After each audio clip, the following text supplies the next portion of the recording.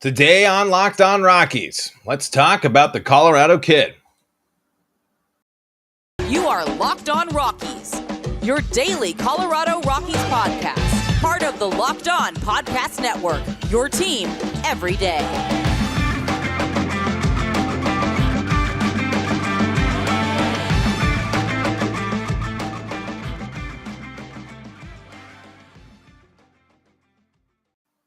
Rock on Rockies fans, welcome into the Locked On Rockies podcast for today, the 16th day of August in the year 2022.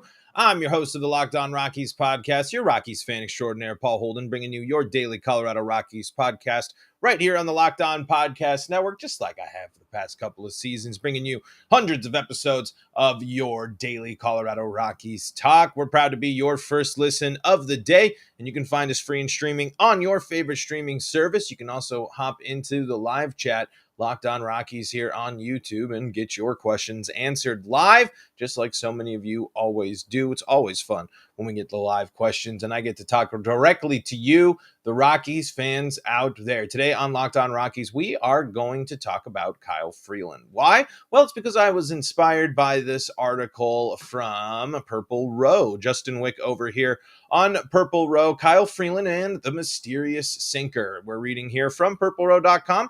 For the first time in 5 seasons, Kyle Freeland threw more than 40% sinkers in his last start.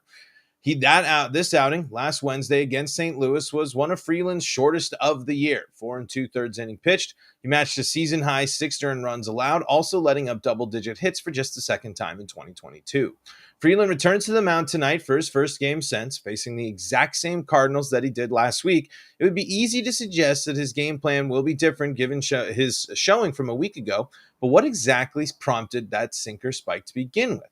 Freeland's best start of 2022 was on July 25th at Milwaukee. 7 innings, no runs, 4 hits, 1 walk on 7 strikeouts. 30% sinker rate there, highest of 2022 before last Wednesday. Since 2018, Freeland has shown a primary use sinker in just 1 or 2 starts per season. This game in Milwaukee was one of them. 7 innings was a season high for Freeland, and 0 runs allowed suggested his pitch mix was working his serious favor.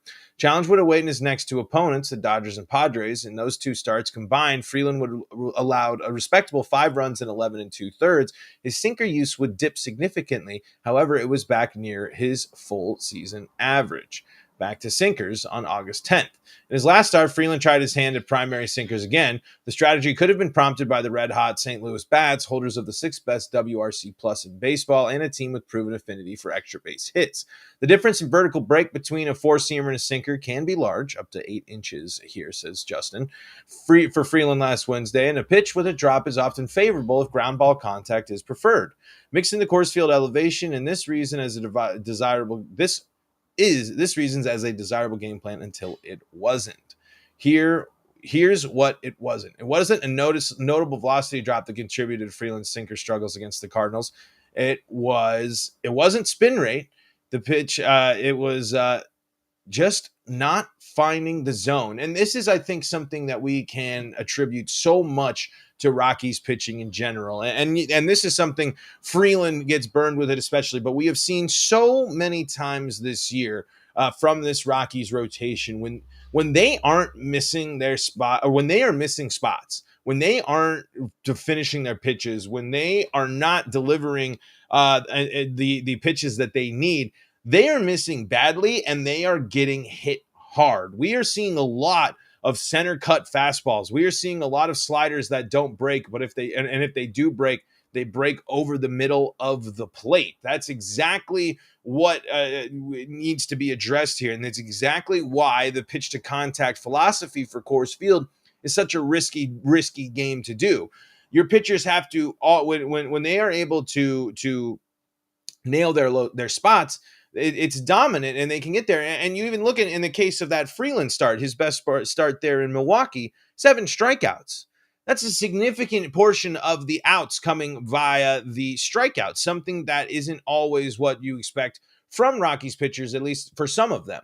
The Rockies have had a mindset of pitch to contact type of philosophy. So when you see Rockies pitchers get up into the 6, 7, 8 strikeouts, that's a big deal for Rockies pitching, especially when you consider That's a good chunk of the innings. When seven strikeouts is two, at least two and a third innings worth of outs in 7 innings. That's a significant portion. That's almost, you're approaching on a third, a half of your outs coming from the strikeout, which is something massive. You know what you can't do when you're striking batters out? You know what batters can't do? They can't score runs. When you're running the risk and when you play in a place like Coors Field, you're inviting that atmosphere of they're just going to dink and dunk you. Look at what happened and how things got so far out of hand with the Diamondbacks in this series. They were able to sack flies, balls in the gap, this, that. When Rockies pitching is missing a huge issue with Rockies pitching this year is their inability to hit spots. It has been something that has been a massive, massive issue for the Rockies this year. Let's go back over here into Justin's piece here. Unlike his start in Milwaukee, Freeland wasn't finding the zone with sinkers against the Cardinals quite as often. There are fluctuations in Freeland's horizontal and vertical break between the two starts, but nothing out of the norm for the sinker range that has been with all season. Blaming the difference on release inefficiency does not provide a clear directive on how to fix it, but can serve as a potential starting point in explaining just how good he was against the Brewers. If it feels good out of the hand and it lands where he wants it, this seems to be the recipe for a good day with Freeland's sinker. What do we watch for in his start tonight? It could be nothing more than sinker command early in the counts. This could be the difference between Freeland cruising towards 7 innings or fighting through 5. In 2022, there has been a 58.3% chance that Freeland will open a count with either a fastball or a sinker. Again, we are reading from Purple Row here and the work that Justin Wick has done over here on Purple Row. Anyway, when his sinker use jumps, as it did on July 25th and August 10th, his early strike percentage can prove vital for setting up his full arsenal of pitches. Freeland's preferred weapon for strikeouts is his slider and curveball, but these cannot be at their best if his sinker pushes him behind in counts. It's easier to be unpredictable when you're head on the mound, and it's easier to take on the workload of a starter if counts are established accordingly. Now, that is something that is interesting when it comes to part of the philosophy of pitch to contact is the fact that you can draw more strikes. If you are enticing batters, if you are keeping it, if you are trying to make it seem like that you are giving the batter a chance to hit the ball and an opportunity, you can generate more swings and misses. You can generate more aggression, but it's not always going to work. You still have to nail your spots. The thing is, when you're not blowing people away with speed and you're relying on deception, when you're relying on on dink dunk contact or weak contact, location is so important. And we just haven't seen, and we haven't seen enough consistency from the Rockies in pitch location this year. But I thought that was a really interesting look into the piece from Justin there at Purple Row. And I want to talk a little bit more about Kyle Freeland and where he will go in the terms of kind of the grand scheme of things in Rockies land. But before we do that, got to tell you about some of the people that help make this show possible, and that includes Built Bar. If you haven't tried Built Bar Puffs yet, you are depriving yourself of one of life's greatest joys. And guess what? There's a new flavor.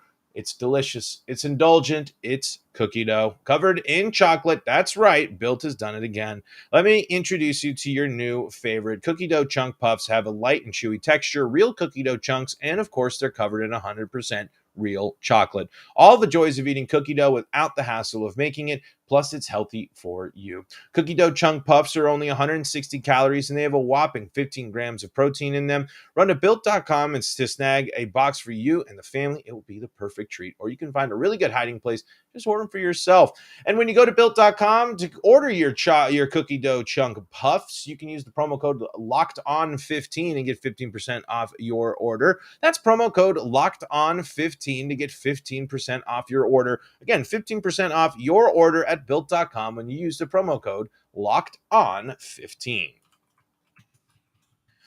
We were talking about Kyle Freeland's sinker rate and sinker usage in the first segment there, and we're reading from our friends at Purple Row.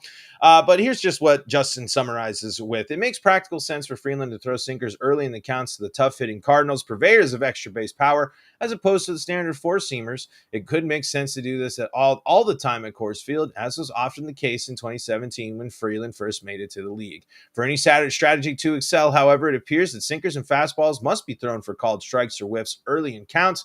This kept Freeland's pitch count down in Milwaukee and the ability to take on serious innings and can provide breathing room for the Rockies relievers. Yeah. So, and then again, dive into the numbers, go see yourself. There's some really great graphs over there on Purple Row. I highly recommend you go and check it out. But let's talk Kyle Freeland. Let's take for all time. I mean, maybe it's too early to talk about this, but I want to start talking about Kyle Freeland in the sense of all-time Rockies here, and we'll look at a couple of the statistical leaders. We'll look at where Kyle Freeland is at right now when compared to them. But Kyle Freeland's a pitcher that I really enjoy, someone that I've really liked watching. I think sometimes his temper can get a little bit too much, and that it'll flare up a little bit much on the mound, and that frustration is there. But it's frustration that you can tell comes from the right type of place. But we don't always need to be blowing up lights in the dugout or yelling on the mound, but it also shows that Freeland's got a passion. And I think that he really embraces and really wants to embrace Rockies baseball and being a pitcher with a name that is associated with pitching at Coors. He grew up pitching here. He went to the big leagues to pitch here. When you're talking about pitching in Colorado, I think Kyle Freeland wants his name to be one of the names you think of. And you may not think of it as much on the mainstream, but again, it is something that you have to consider and kind of give props to for Kyle Freeland. Kyle Freeland is stuck in the tough pitching environments of Colorado his entire career so far. So looking at some of Kyle Freeland's overall stats, I mean, he's got a career WAR of 14.9 here. He's started in 141 games, 600 strikeouts, and a whip of 1.408. Let's take a look at some of the leaders of some of these for the Rockies here. When you're coming to WAR here for the Rockies, Freeland is going to be fourth all-time in WAR for the Rockies, only behind Ubaldo Jimenez, Aaron Cook, and Jorge De La Rosa. Freeland is just above German Marquez and is above Chacin, Steve Reed, John Gray, Pedro Estacio, Jeff Francis, and Jason Jennings before then. Freeland's also fourth all-time in Rockies ERA at a 4.3, only behind Ubaldo Jimenez, Ulysses Chacin, Tyler Chatwood. Freeland's there just above Jorge De La Rosa and German Marquez. Wins in top 10. Kyle Freeland is there again in the top 10 for the Rockies with 47. He's a little bit further down. He's got a long way to go to catch up there with Jorge De La Rosa at 86 wins for the Rockies. But Kyle Freeland, top 10 in wins all time here for the Rockies. Not top 10 in win percentage there, but he is also in the top 10 for Rockies in strikeouts per nine. Wow, John Gray at 9.213. That is such, man, that one's going to always be a bummer. John Gray, that's the type. Can't go down there. We're not talking John Gray here. We already did a whole podcast there, but again, you see the importance of strikeouts there when you're talking about John Gray. Kyle Freeland, sixth on that list behind Marquez, Jimenez, Pedro Estacio, Jorge De La Rosa. When the list that you're talking about of Rockies pitchers above you is Marquez, Jimenez, Estacio, De La Rosa, and it's just them and some Tyler Chatwood mixed in there with some stuff, Aaron Cook every now and then. That shows how good you've been. I mean, those are good, solid pitchers for the Rockies, and Freeland has been there and has continued to show that he can be a good pitcher. While he's had some lows this year, some big lows, he's also been one of the better arms for the Rockies this year. You've had more confidence in Kyle Freeland going up up to the bump this season than you've had in some of the other options for the Rockies. Let's keep looking to see where our friend Freeland ranks into all-time numbers for the Rockies here. Let's see. Games started. He's seventh in games started for the Rockies at 141. There's only few that have been more, pitched more for the Rockies than Kyle Freeland. Again, that's really most of all the stats that you kind of need to know. I think no matter what pans out, no matter what where this team is going to go or what happens with this rotation, Kyle Freeland is going to be someone that is synonymous with Rockies baseball and someone who is going to continue to climb that leaderboard there for Rockies pitching. And I'm all for it. Kyle Freeland is a really solid mix or piece to have in your rotation. I don't think he would necessarily be the ace of another club. He wouldn't maybe be the two, but just like I feel now, but if you had a more beefed up rotation and the third, fourth, or fifth arm that you turn to in your rotation is Kyle Freeland, then boy howdy, you're sitting that's a pretty good rotation to start there. And you're like, well, the Rockies are doing that now, and their rotation isn't all that good. I understand that, but the Rockies also put Kyle Freeland at the start of their rotation, if you really think about it, in that. So all in all, I think that the reputation of Kyle Freeland and what he brings to the Rockies and his legacy for the Rockies should be a positive one. I think since he has come to the Rockies, he has shown that you can pitch at this level, at this high level. He's one of another example of pitchers that have pitched a bunch at Coors Field and have had great success. When the Rockies get really good Kyle Freeland, it puts them in great chances. When we've seen Kyle Freeland be excellent, the Rockies have also been excellent. When we've seen Kyle Freeland be really bad, we've seen the Rockies also be really bad. I know that's kind of a bit of analysis there, but Kyle Freeland is the type of player, he's the type of pitcher that has a big enough impact on your team that if he's in a good groove, if he's having a good year, just like German Marquez was last year, one of the big bright spots of last year, the Rockies have some pitchers that can bring some confidence and good streaks there. But this year, the regression really makes me worried, but it makes me more worried about the confidence in Rockies coaching than it does on these players. Something happened with the Rockies implementing new changes from the pitching staff to make the Rockies pitchers regress to the point where they're at now.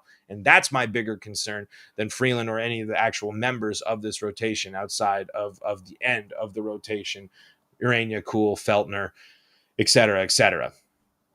Let's preview tonight's game. Let's get ready for tonight's game and talk a little bit about how the Rockies can play spoilers and how they're really going to need to play well. But before we do that, BetOnline.net is the fastest and easiest way to check in on all your betting needs. Find all your favorite sports and events at the #1 online source for odds, lines, and games. Find reviews and news of every league, including Major League Baseball, NFL, NBA, NHL, combat sports, esports, and golf. You can do the live betting in the game. You just say you're tuning into the Rockies tonight and you want to get in on the action there. You're seeing something. You got a feeling that the Rockies are going to do something. Well, you can get in on the live betting there at betonline.net. They continue to be the top online resource for all your sports wagering information, from live in-game betting, scores, and podcasts. They have you covered. Head to BetOnline today or use your mobile device to learn more about the action happening today at betonline.net. That's BetOnline, where the game starts.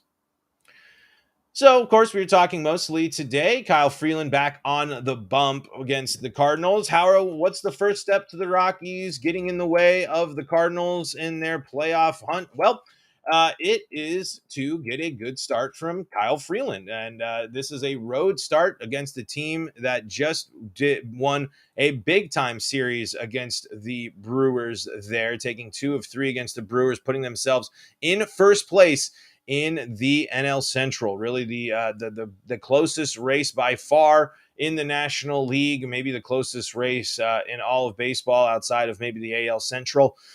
This is big. Every game matters for the Cardinals. So if the Rockies need to go and do what they did. They need to jump out early. They need to take offense and go and hit on the road. They need to get a lot of offense generated, because you're going to have to keep up with this Cardinals team that is going to go out there and hit the ball, swing the ball, and be aggressive, make moves, and making moves. They are going to take extra bases. If you're not going to throw over to first base to keep them on, they will be aggressive. Offense is a huge part of the Cardinals game, let alone the fact that they have an offense with 2 MVP candidates in it, and they got some really, really solid pitching. This is a Cardinals team that is trying to show that they are a dominant force and have been playing good baseball at the right time, and they got the right momentum as well. And who else? You got to apparently watch out for Albert Pujols as well. who's hitting multiple home runs in games. But Rockies take on the Cardinals tonight here. First pitch is just a couple hours away here, or a little bit before. It's going to be an interesting series here. We'll see how the Rockies handle it. Lineup for tonight: Connor Joe is leading off. Charlie Blackmon in the 2-hole. Rogers, Cron, Iglesias, Grichuk, Montero, Servin, and Bernard. He's still playing. He's still getting playing time there, as Daz is still hurt there. And Kyle Freeland on the bump. No notables out. Ryan McMahon not in the lineup today. I'm assuming a rest day for him. Folks, that is going to do it for today's episode of Locked On Rockies. Thank you so much for joining us today. Make sure that you are following on the social medias right here on Twitter. You can follow us at LO Rockies. You can also subscribe to the Locked On Rockies YouTube page so that you know that when we go live, then you can jump in and ask your questions. You can find me on Twitter at PaulHolden33, and we are, like I said, free and streaming on all your favorite streaming services. We got tons of great podcasts for you to listen to on the Locked On Podcast Network, including the Locked On MLB podcast. And if you want to keep things in Colorado, well, we got the Locked On Broncos, Locked On Avalanche, and the Locked On Nuggets podcast, bringing you all wonderful content each and every day. Folks, until next time, I'm Paul Holden saying so long from the Locked On Rockies